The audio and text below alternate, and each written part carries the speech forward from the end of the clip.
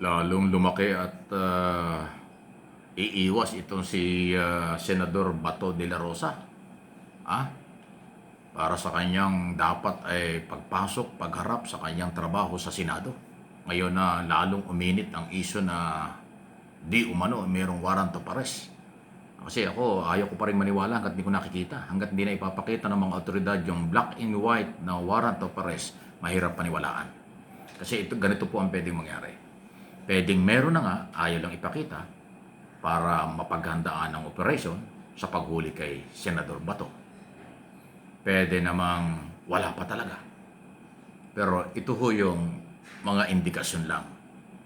Yung sinasabi ni Secretary Remulla na merong 10,000 na mga pulis na membro ng task force na siyang hahanap kay De La Rosa.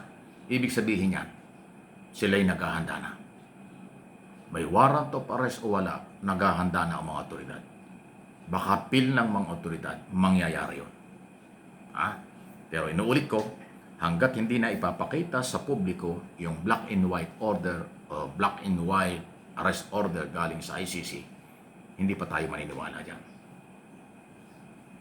Kasi marami na hong pinag-uusapan, ilang buwan ang pinag-uusapan, kaya nga 7 buwan nang hindi pumapasok sa Senado si Bato de la Rosa, mula nang yan ay pumutok ang balitang merong digital copy ng warrant of arrest. Mula nung nagtago na siya. Ngayon lumabas na naman ito. Pero may posibilidad. Alam niyo bakit?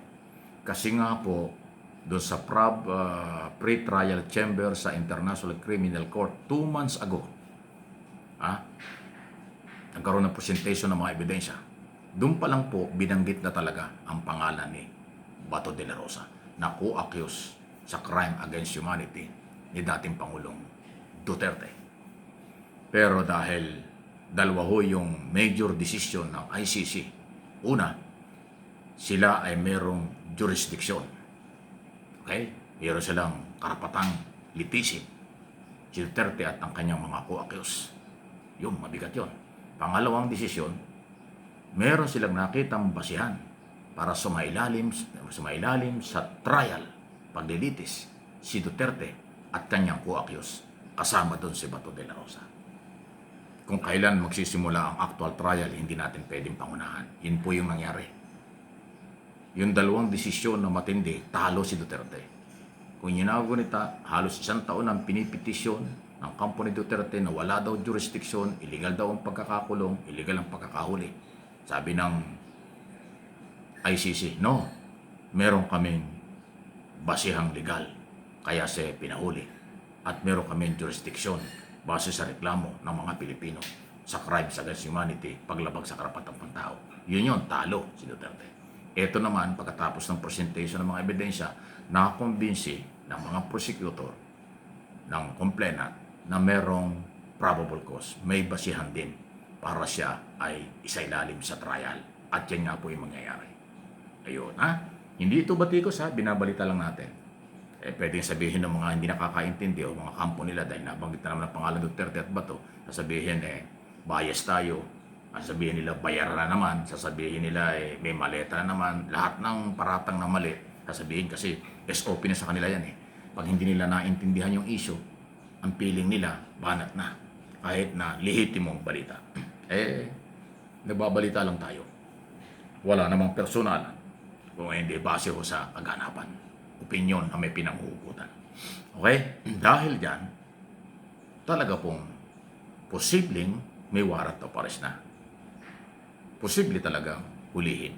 Kasi ganito ho ang style ng ICC pala. Kung halimbawa 10 yung akusado, hindi pwedeng sama-sama sa isang warrant of arrest. Parang individual, merong warrant of arrest. Ganun ang style nila. Hindi katulad sa atin. Yung ating korte rito, kung 10 ang akusado, isang warrant of arrest lang yan. Nandun lahat ng pangalan. Lahat yan sabay-sabay pinatutupad. Sa kanila hindi. Inuna si Duterte, tapos posibleng may warrant of arrest si Bato de la Rosa, at ang susunod ay yung ibang mga retired general na co-accused din. Ganun po pala ang sistema. So matagal. Kaya pala sabi nila 5 to 10 years ang trial sa ICC. Wow! Kung nagbabayad ka ng 150 million pesos sa isang abogado sa loob ng 10 taon, wow! Saka kukuha ng ganong kalaking pera. Di isang taon, 1.6 billion. 1.8 billion isang taon. O sabihin natin 100 million pesos ang abogado dyan sa ICC. Wow. E di 1.2 million. 1.2 billion taon-taon. Eh kung 5 taon ang trial, my goodness, 6 na bilyon ang gagastusin mo. Eh kung 10 taon ang trial, 12 bilyon ang gagastusin mo sa abogado. Wow! Saan kukunin yun? Ng mga co-accused ni Duterte at ng kanyang co-accused dyan sa International Criminal Court. Abogado pa lang yun. Ay yung pagpupunta mo, yung travel, accommodation, pagkain, papunta ng Europe. Malaki rin yun. May mahalong pamasahin pa sa iyo. Hindi ka naman pupunta rin mag-isa lang. Mag-anak ka, bawa asawa, pamangkin, kamag-anak, abogado na local lawyer na pupunta ron. May gastos yun. Titira ka ng hotel, may pagkain, transportation, accommodation. Nako! Matindi. Matindi. So, ang tinatapik ko ito, hindi para manakot. Real talk lang. Umiiwas ang mga naghahawak ng kapangyarihan sa paglabag sa karapatang pantao. Kasi ngayon, ang president ng nangyaring ito, magiging president na ito, na ang mga Pilipinong biktima ng human rights violation, posible na pala, pwede na palang magpunta sa International Court. Okay? Ganun ang dating. Lalo na kung tayo pabalik na member dyan. Doon pupunta. So, ang lahat ng akusado, doon itatrial at ganun kalaki ang gastusan. Kasi ang usapan dyan, hindi naman piso, euro o dollar.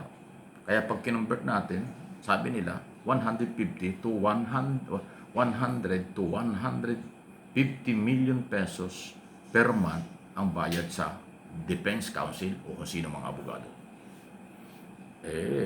Palagay ko, kaya nagtatago si Bato. Kailangan pala niya maraming bilyon pambayad sa abogado. Kasi kung 5 taon, 6 na bilyon ang babayad mo sa abogado. Wow! Makakalbo ka talaga niyan.